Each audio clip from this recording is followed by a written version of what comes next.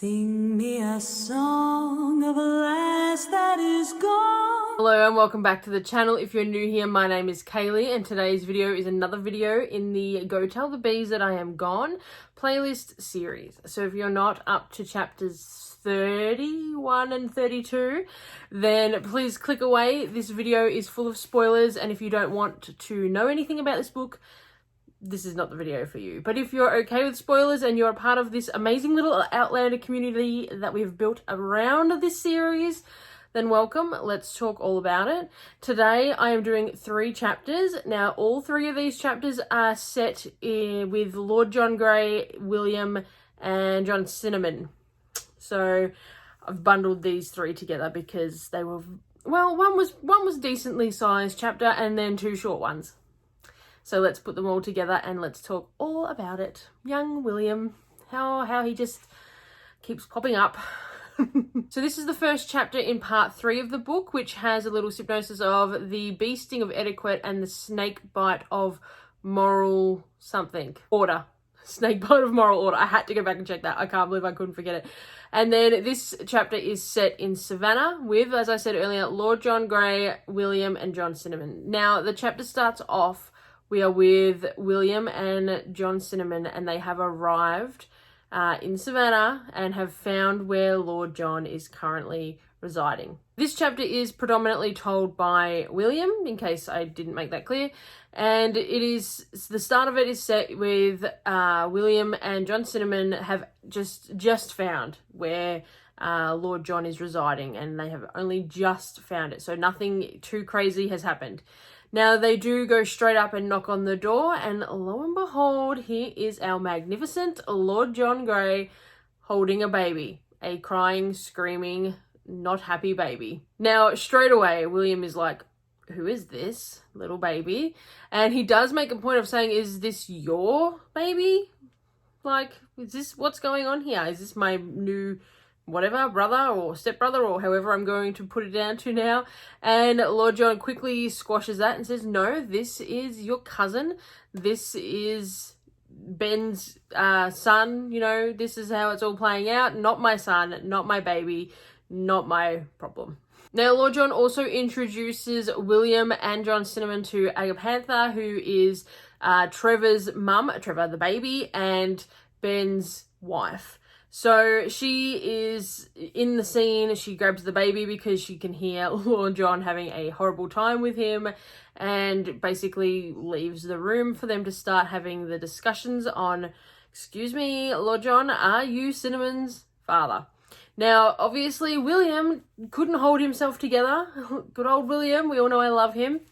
But he definitely had a moment where he stormed off after accusing Lord John of being John Cinnamon's father. Well, not accusing, but sort of asking the question of, well, we're here because we want to know if you're his father. And then he left the room. He didn't even get an answer. Like, why did he do this? Why did he, like, throw it out there and not wait 3 seconds for a response? I just don't get it. He's traveled all this way, and it's like, oh, why you wouldn't do that? You wouldn't storm off within seconds of asking the most or pointing out the reason that you're there. Just within seconds he left. No, you would wait. You would wait for the answer. You wouldn't make me wait for another chapter to know, because that's exactly how this chapter ended, with William storming off outside. Now, no, sorry, didn't completely end there. He stormed off outside, and we don't know the answer yet about if Lord John is John Cinnamon's father.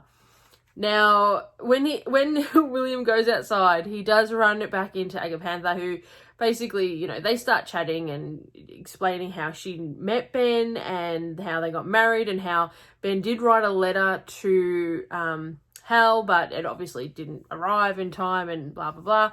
And she says to William, you know, are you going to stay here? And it's really obvious that he does want to stay, like that. He wants to forgive Lord John. I really do think he does, but he's just too pig-headed and he's too stubborn.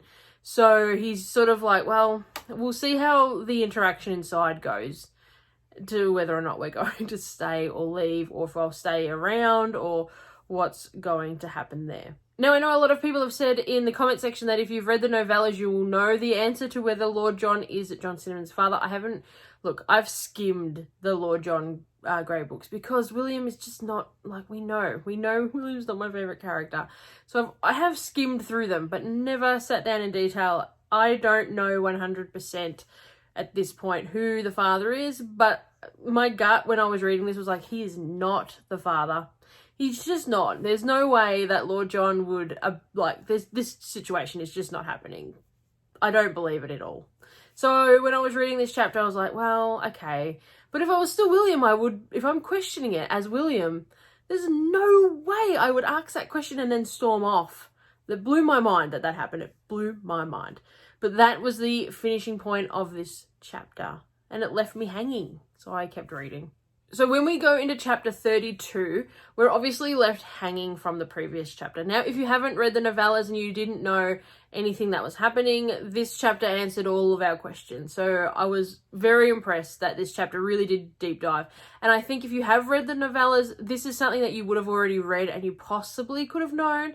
If that is correct and you have read the novellas, please tell me down in the comments below, like, is this a storyline that has happened, like, exactly how I'm about to explain it, or was it sort of brushed over in the other books? Because I will one day read those books, I promise. So this chapter starts off with Lord John talking to John Cinnamon about what is going on and what in the world has happened for this to be playing out in his living room.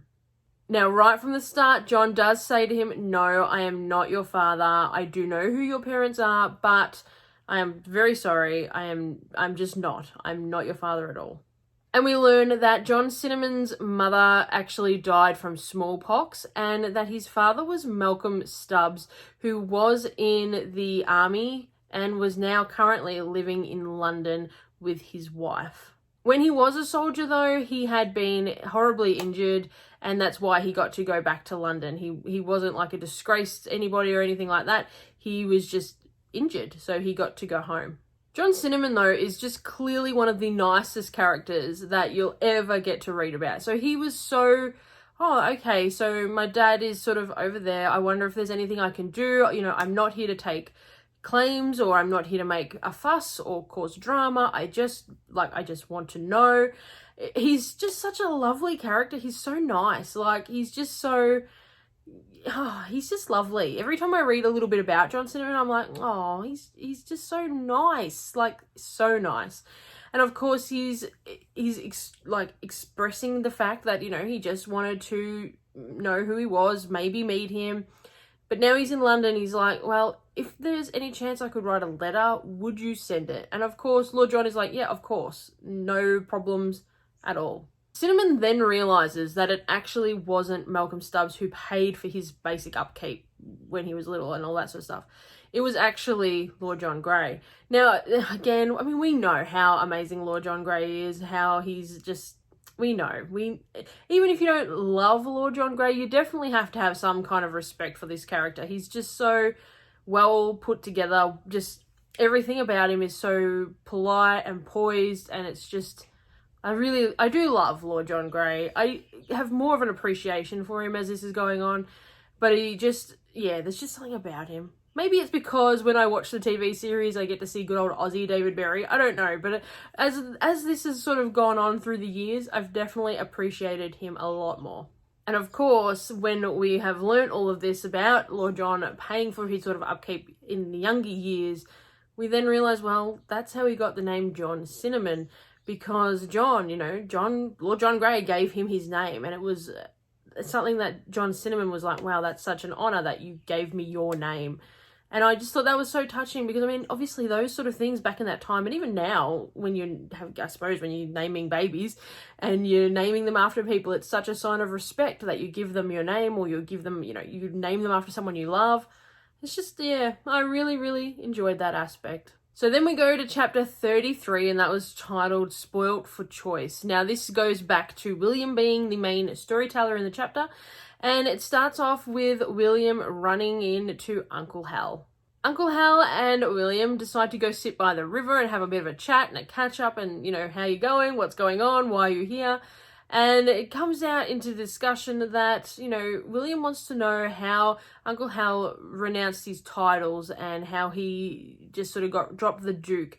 And he explains, well, legally you can't. You just cannot do this. Like, I basically threatened people. I would bash people, go into duels with people if they wouldn't, respect my wishes to not be called that.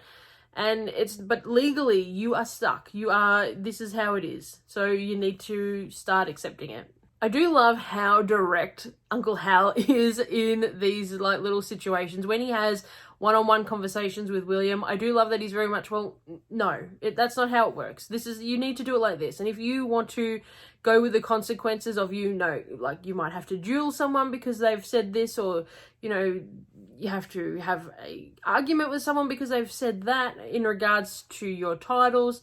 Is it worth it in the long run? Is it going to be something that is worth all the drama and all the fight? And he's just very direct with William in the fact that, well, no, you just can't. Like, it's not legally doable.